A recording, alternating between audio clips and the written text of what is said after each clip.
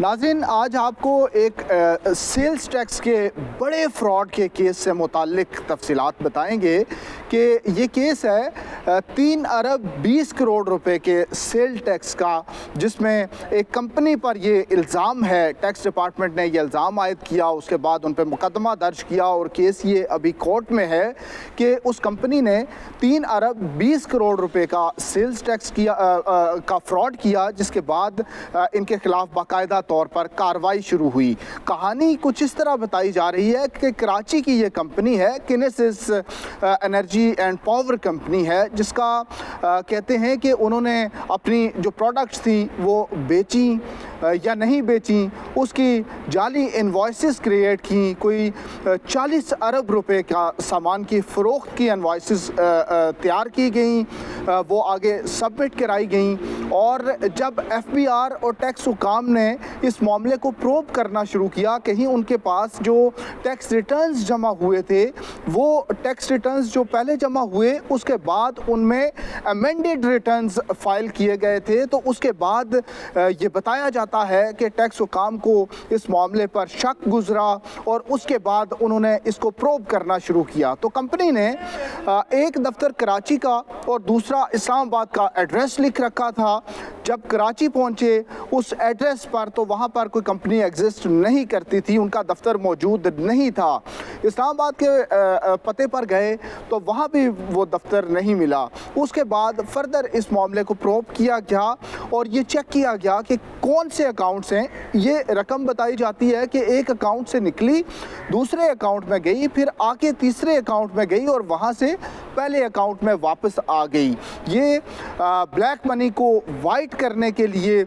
بھی اس طرح کا کرائم یہ بتایا جاتا ہے کہ اس بلیک منی کو وائٹ کرنے کے لیے یہ سارا پروسیس کیا گیا۔ فردر یہ ہوا کہ جس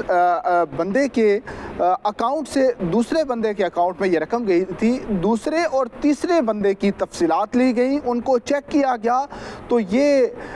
مبینہ طور پر وہ ایک شخص رکشہ والا نکلا اور دوسرا کوئی ڈھابے والا تھا، غریب لوگ تھے جن کے اکاؤنٹس میں اربوں روپے چلے گئے۔ یہ سیلز ٹیکس فراڈ کا کیس بنا۔ تو ایف بی آر حکام کے مطابق انہوں نے پھر اس معاملے کو فردر جب اس میں گئے اور بینک فرسٹ ویمن بینک ہے جس میں یہ اکاؤنٹ تھا کراچی میں، یہ امپیریل کورٹ برانچ کراچی کا بینک تھا کی برانچ تھی، جس میں گئے اور وہاں کا جو اس برانچ مینیجر ہے شاہد حسین خواجہ، اس سے متعلق انویسٹیگیشن میں یہ چیزیں سامنے آئیں کہ اس برانچ مینیجر کے ذریعے اس سے یہ پوچھا گیا کہ کس طرح سے ایک رکشے والے کا اور دوسرے ایک ڈھابے والے کا اکاؤنٹ یہاں پہ کھلا اور اس میں اربوں روپے کی ٹرانزیکشنز ہوئیں اور آپ کو نہیں پتہ چلا، تو اس کو بھی گرفتار کر لیا گیا۔ برانچ مینیجر کو گرفتار کیا گیا، دیگر لوگ جو ہیں ان کو بھی اریسٹ کیا گیا اور اس کے بعد یہ معاملہ آگے بڑھا۔ اسلام آباد کی ہائی کورٹ میں اب اس ضمانت کی درخواست کا فیصلہ ہوا ہے اور شاہد حسین خواجہ جو ہیں ان کی ضمانت اسلام آباد ہائی کورٹ نے منظور کر لیا، اور اس کیس میں بڑی سخت آبزرویشنز اور ڈائریکشنز بھی آئی ہیں۔ اس کی وجہ یہ ہے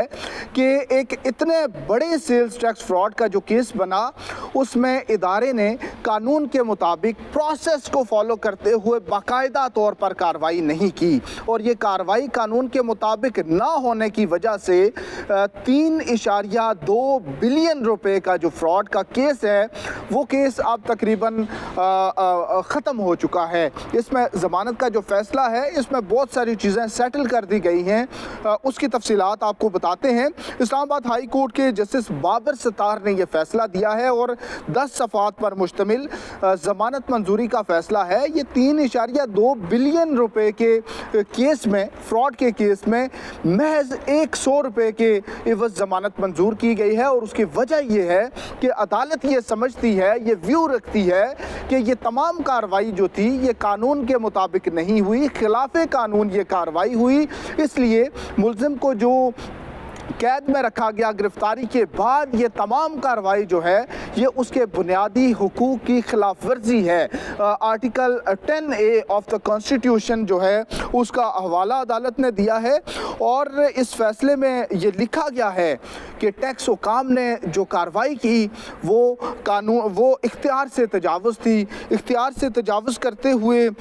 یہ کارروائی کی گئی ہے۔ اور مزید یہ بھی لکھا گیا کہ اسٹیٹ نے اس ملزم شاہد حسین خواجہ کے اس تمام تر کیس میں ملوث ہونے کا کوئی بھی ایویڈنس کورٹ کے سامنے نہیں رکھا، اور ٹیکس ڈپارٹمنٹ نے ٹیکس پیئر پر واجب الادا ٹیکس جو ہوتا ہے اس کا تعین پہلے کرنا ہوتا ہے۔ یہ پہلے ڈٹرمن ہونا ہوتا ہے کہ ABC جو بھی ہے اس کا اتنا ٹیکس بنتا ہے، اور پھر اس نے وہ ٹیکس ادا کرنا ہے، اور اگر وہ ٹیکس ادا نہیں کرتا تو پھر اس کے خلاف کرمنل پروسیڈنگ انیشیٹ کی جا سکتی ہے۔ تو اس وجہ سے چونکہ یہ پروسیجر اڈاپٹ نہیں ہوا، اس لیے عدالت نے اس کرمنل پروسیڈنگ کو اختیار سے تجاوز قرار دیا ہے، اور عدالت نے ایک تاج انٹرنیشنل پرائیویٹ لمیٹڈ کمپنی کے کیس میں لاہور ہائی کورٹ کا فیصلہ ہے،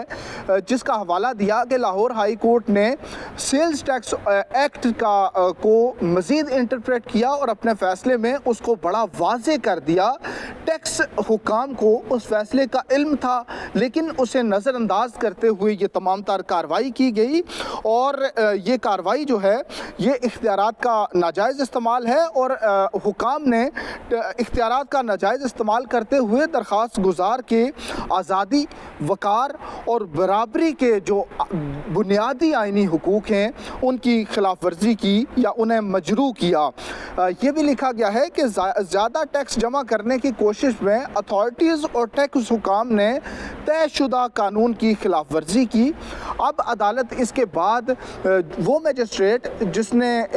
ملزم کا جسمانی ریمانڈ دیا، اور اس کے بعد ٹرائل کورٹ جس کورٹ نے کے جج نے ملزم کی ضمانت کی درخواست مسترد کی، ان سے متعلق یہ لکھا کہ ان کے یہ فیصلے بھی باعث شرم ہیں، یعنی یہ فیصلہ جو ہے اس پہ شرم کا مقام ہے۔ اس کی وجہ یہ لکھی گئی کہ ماتحت عدالت نے بنیادی آئینی حقوق کے تحفظ جو کہ اس کی عدالتوں کی ذمہ داری ہے، اس کا تحفظ کرنا تھا، لیکن انہوں نے اس کے بجائے ٹیکس ڈپارٹمنٹ کے گمراہ کن اقدامات کی ستائش کی۔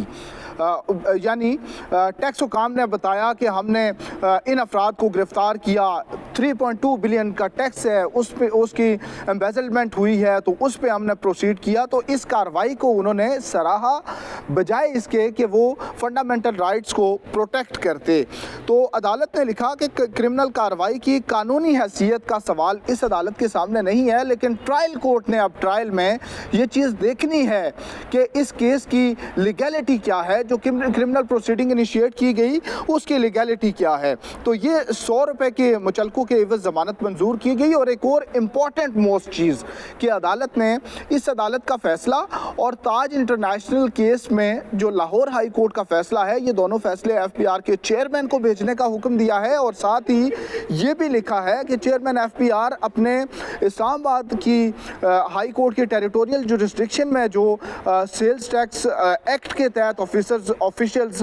پروسیڈ کرتے ہیں، ان تمام میں یہ کاپیز تقسیم کی جائیں، اور اس بات کو یاد رکھا جائے، واضح رہے کہ اب اس کے بعد اگر سیلز ٹیکس ایکٹ اور لاہور ہائی کورٹ کے تاج انٹرنیشنل لمیٹڈ کمپنی کے کیس میں دیے گئے فیصلے کی اگر خلاف ورزی ہوئی تو اس کے پینل کانسیکوینسز ہوں گے، ان کے خلاف کارروائی شروع کی جائے گی۔ اگر کوئی ان بریچ آف دیز ججمنٹس اگر کوئی کارروائی کی جائے، عدالت نے آخر میں یہ لکھا کہ یہ یاد رکھنا چاہیے کہ پبلک آفیشلز کو تفویض کردہ قانونی اور پولیس جو اختیارات ہیں ان کا استعمال جو ہے وہ ایک اعتماد ہے عوام کا، اور اس کو سختی سے قانون کے مطابق استعمال کیا جانا چاہیے۔ تو عدالت نے ضمانت منظور کی، اس کے ساتھ یہ تمام تر وجوہات بھی لکھیں کہ کیوں اس فیصلے کو ضمانت مسترد کرنے کا فیصلہ کیوں کالعدم قرار دیا گیا، کیوں ضمانت منظور کی گئی، اور ٹیکس حکام نے کیا اختیار سے تجاوز کیا تھا۔ یہ تمام تر چیزیں سیٹل کرتے ہوئے عدالت نے اب FBR کو قانون کے مطابق آئندہ کارروائی کرنے کا حکم دیا ہے۔